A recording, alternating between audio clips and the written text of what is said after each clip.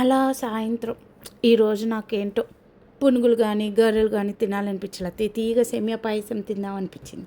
పెసరపప్పు సేమియా చేసుకుందామా ఈరోజు మనం.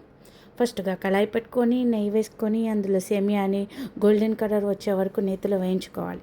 ఆ తర్వాత ఒక గిన్నె పెట్టుకొని దానిలో పాలల్లో సేమియా నేతిలో ఫ్రై చేసుకున్న సేమియాని యాడ్ చేసుకొని ఒక 2-3 మినిట్స్ బాగా ఉడికినాక అందులో మనం ఫస్ట్గా ఒక 2 అవర్స్ 3 అవర్స్ ముందే నానపెట్టుకున్న పెసరపప్పును కూడా యాడ్ చేసుకోవాలి.